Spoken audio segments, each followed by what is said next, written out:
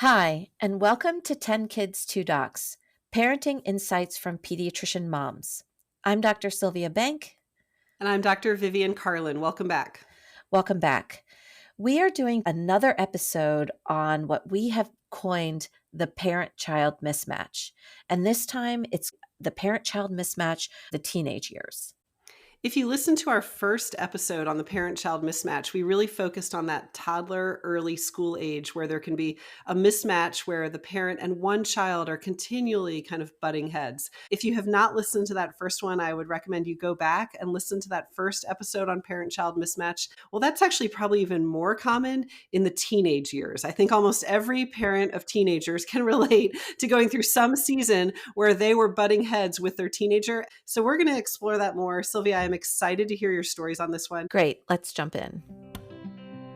Welcome to the 10 Kids, 2 Docs podcast. Seasoned pediatricians and longtime friends, Sylvia Bank and Vivian Carlin have counseled thousands of parents and are raising 4 and 6 kids, respectively. Join these doctor moms as they incorporate fun and their combined wisdom and experience to share parenting insights for anyone looking for practical and trustworthy guidance. Please note that this podcast is not intended to be a substitute for professional medical advice, diagnosis, or treatment from your doctor. Okay, so why don't we do a recap of what the parent-child mismatch is? So when I think of what you and I have kind of termed on our own parent-child mismatch, it's this idea that there can be seasons in our parenting with a child or with different children where it's really clear that you and that child are just not quite connecting. And then sometimes the parent-child mismatch, what it looks like in a family, it can be a lot of fighting. It can be a lot of disagreement where you're just constantly butting heads. Another way that it can manifest is a lot of parental worry. I'm really worried about this child. I'm worried what this child will become. This child isn't like me, and I'm worried that there's something wrong with my child. So I feel like these are the two ways that maybe it's an indicator that there might be a parent-child mismatch in the family. Do you have any middle school, high school stories to share? Yes. So my middle school, high school story, I actually have two, and they're both with my boys. So one of my children, if people know from this podcast, I'm a very extroverted person. I have a son that is actually a little bit more introverted. He is happy just being him. He doesn't seek and need that constant social interaction. And my husband actually was the one that pointed out our mismatch to me as my son was progressing into his teenage years, where he was reading this book called Quiet: The Power of Introverts in a World That Can't Stop.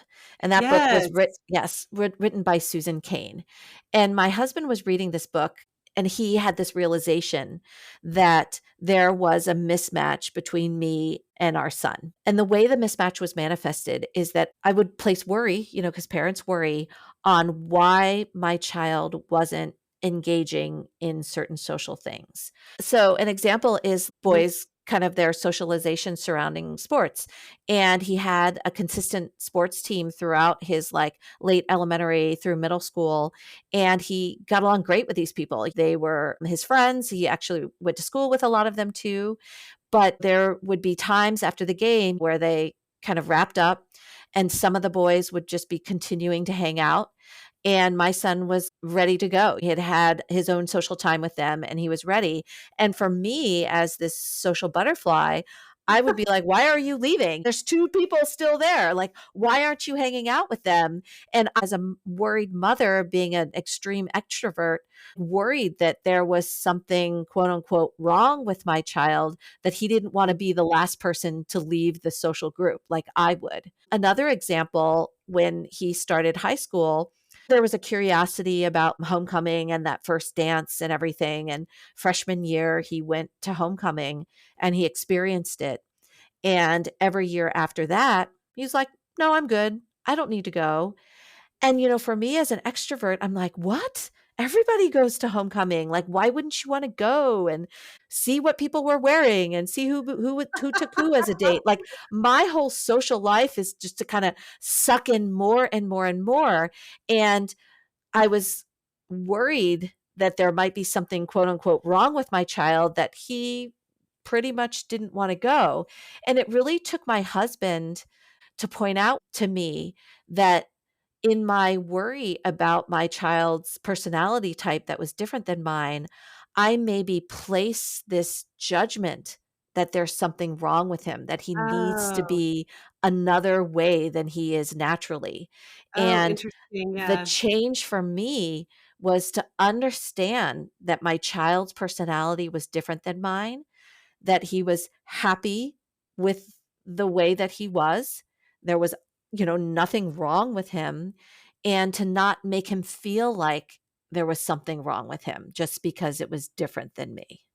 Yeah, yeah, I can see that it's not just that you're projecting what you think, how you would do it onto him, but that in doing that implies that there's actually something wrong, right? Right. And that was the thing that my husband didn't want to undermine my children's self-esteem with that undertone of me constantly wondering what was wrong with them. Right.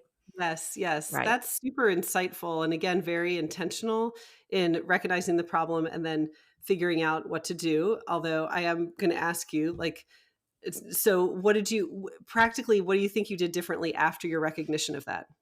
I stopped trying to push him to do more social things. You know, Mhm, he mhm. had plenty of friends and he got together with people at his own comfort level. He Yeah. sought that out and he got together with people. Maybe it wasn't at the frequency that I would have liked when I was a teenager, but to kind of accept and understand he's good, right? Like, Yeah. we don't Yes. need to continue to suggest and say, "Do you wanna do this? Do you wanna do that? Why aren't you doing this?" Like, I just needed to basically back off. I love the intentionality in that, to recognize the problem and change. I love the communication, right, between you and your husband. Such a great example of teamwork, like his strengths and your strengths. He recognizes it and he tells you. Really, it's. I feel like this is a very common mismatch. I even mentioned it in my example a little bit. This introversion, extroversion, Mhm. and the recognition of it's not that one's right or wrong. They're just different. Yeah, right, We and I don't want that. think that to be very mindful, especially in those teenage years, of showing as a parent that I accept my child. Yes. I know I see you, I know who you are, and I accept you for who you are, and in Mhm. my frenzy to try to make social plans for my child, I was missing that component of my parenting. Mhm. Yeah. That's a great example. In the second half, I'd like to share with you another story of parent child mismatch in the teenage years, and hopefully it'll give you another example of how this may manifest. Sounds good.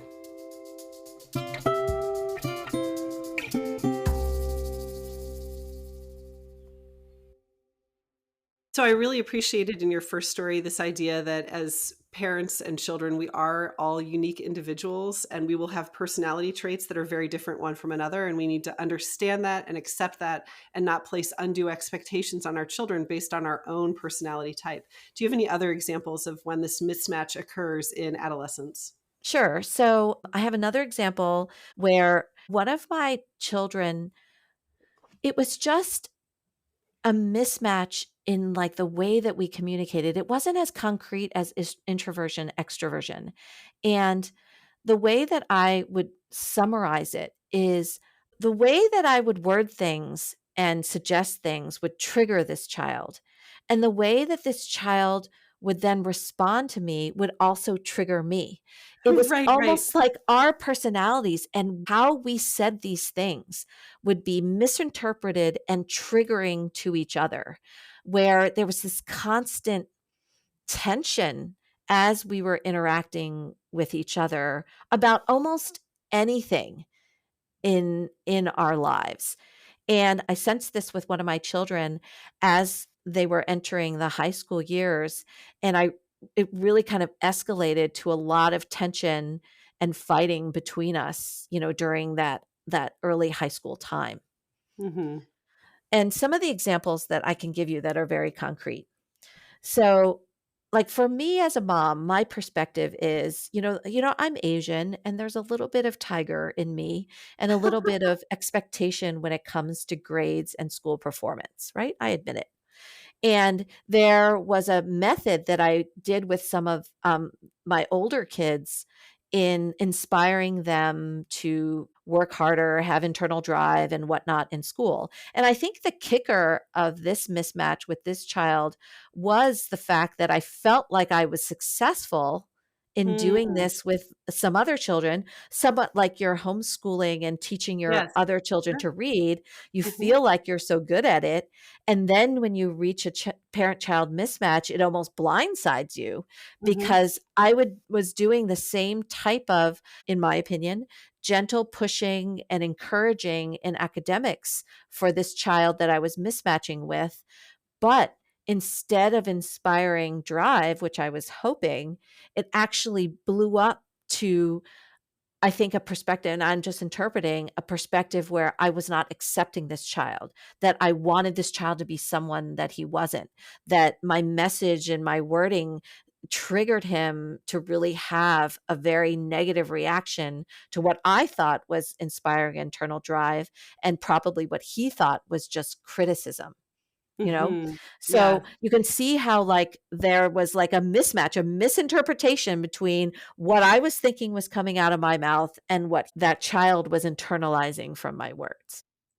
The other thing that I think was a constant form of mismatch is, like I mentioned, I'm a very social person and I like to know what's going on in my kids' social lives.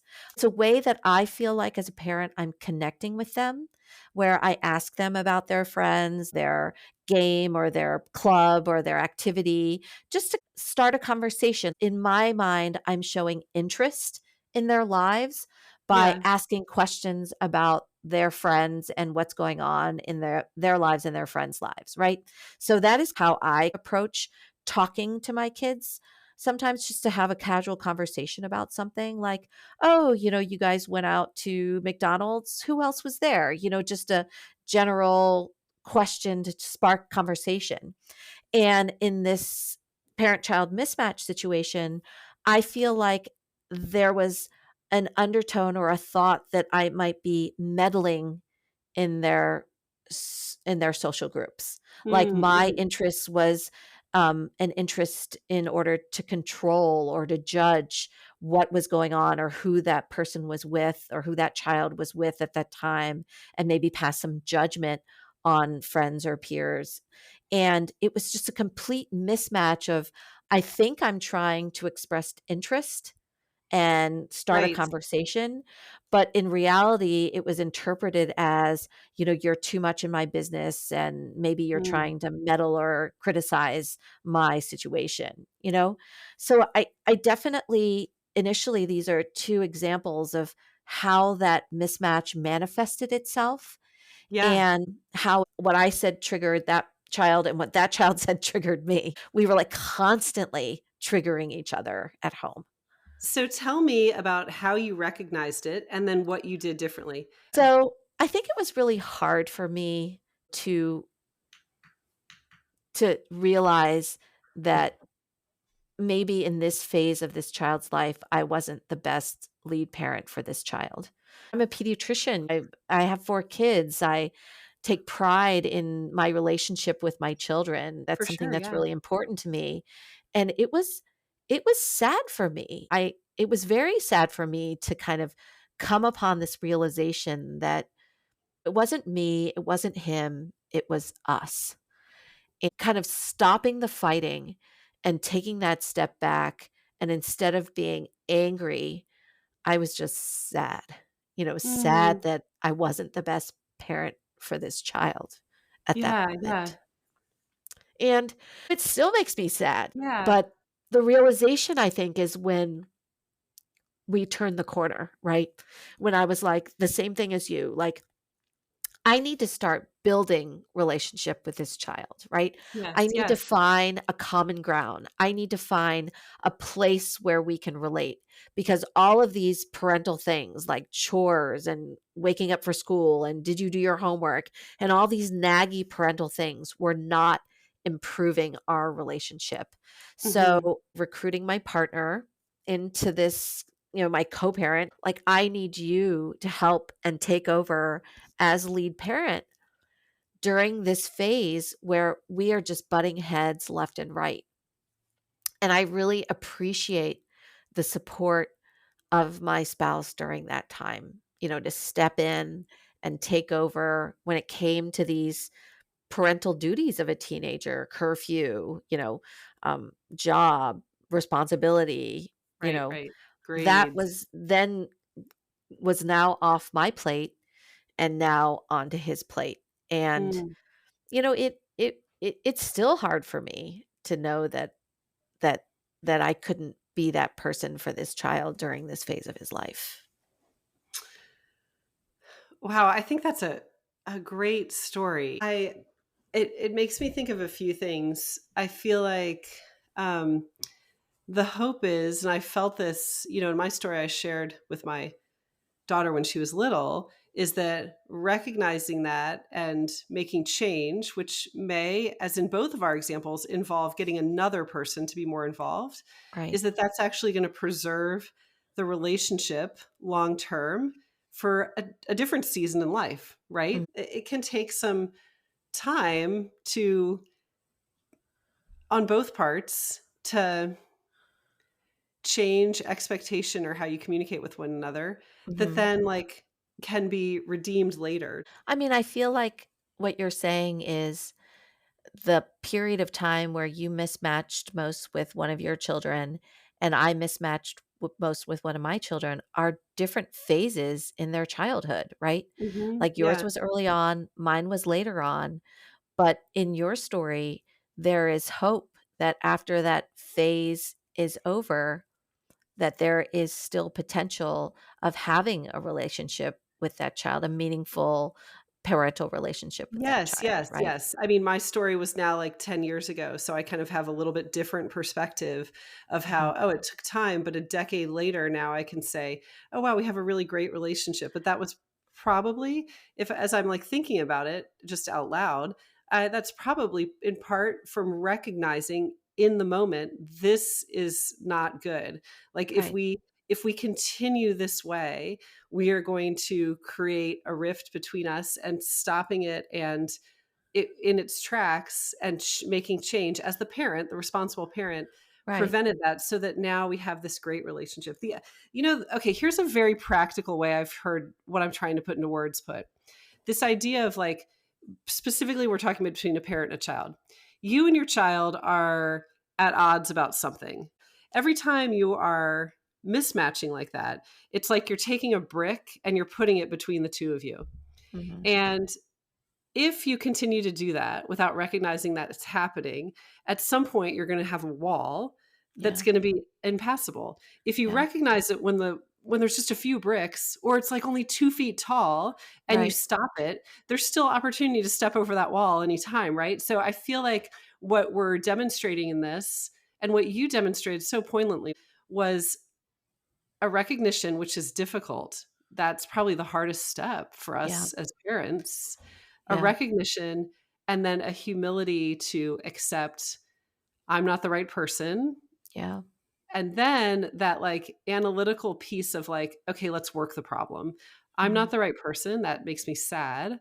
I wasn't the right person to homeschool. That made me sad because that was so much a part of who I was as a mother for this particular child.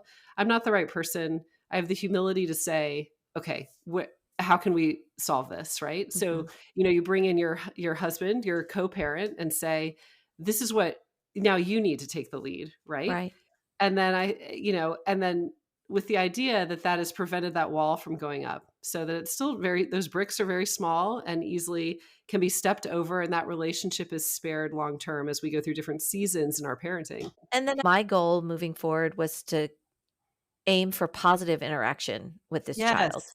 It Yes. it became easier for me because if I noticed anything like Mm. grades slipping or curfew being broken, I would just have to mention it to my husband, and then it was his responsibility, to Mhm. talk and enforce as the parent. Yeah. My job was to just be fun. Let's Yes. go shopping. Let's go grab some bubble tea. Let's go out to lunch to create like a positive relationship and to try to take down those walls and maybe build a new relationship with this child. So it was a responsibility taken off of me, and I then had to explore how are we going to recreate this relationship. And for parents that run into this conflict with their teenagers, which is a very common time to conflict with your teen, one of my biggest worries was after they leave for college, after they're 18, it is their choice whether or not they come back. It Yeah. becomes Yeah. their choice whether or not they have a relationship with me in their adulthood. And my main goal and focus at that point, since the parental responsibilities were transmitted to my husband, my main goal at that point was to try to ensure the best that I could that my relationship with this child would Mm. continue into adulthood.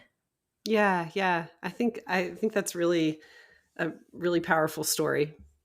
Yeah. You make me think of another principle in parenting teens, Mhm. that, I hear people talk about that some teens, when they are, there's so many stressors in Right. adolescence and so much figuring out self-identity and all of that. And some Right. teens, as they're processing all of that stress, tend to Mhm. internalize it as like, oh, like, I'm not sure I like myself, like what's wrong with me? And that tends to be more girls, making a generalization.